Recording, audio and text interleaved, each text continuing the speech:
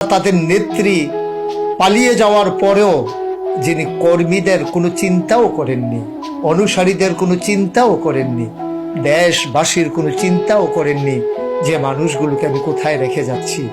যিনি তার বোনকে নিয়ে পালিয়ে গেলেন, দেশবাসীর কথা মনে রাখলেন না। বারবার যিনি মায়া কান্না দিয়ে বুঝতে চাইতেন, তিনি দুঃখ বোঝেন। আজকে তার প্রমাণ দিয়ে দিলেন তিনি কতটুকু দুঃখ বোঝেন। তার কর্মীদেরকে রাজপথে ছেড়ে দিলেন, তাদের বাড়িগুলোকে ওই প্রতিহিংসার শিকারের হাতে ছেড়ে দিলেন, তাদের জীবনের তিনি একটু পরোয়াও করলেন না।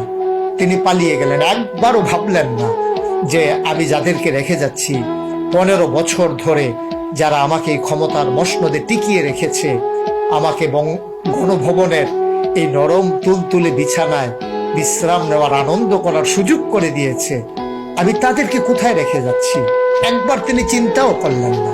এটা নেতৃত্বের গুণাবলী নয়, এটা হচ্ছে ক্ষমতায় ভাগ করা, ক্ষমতা ভোগ করা। এইগুলোই হচ্ছে তাদের স্বভাব এবং চরিত্র। এবং যারা দ্বীনি চেতনায় উদ্বুদ্ধ হয় না, যারা আল্লাহর ভয় অন্তরে ধারণ করে না, নবীর সুন্নাহ অনুযায়ী নিজের পথ এবং জীবন পরিচালনা করে না, তারা অন্য মানুষের কথা ভাববে না। এটাই স্বাভাবিক, কারণ তাদের কাছে এই দুনিয়াটাই হচ্ছে যথেষ্ট। তাদের পরকালের দেনা পাওনার হিসাব তাদের মাথায়ও আসে।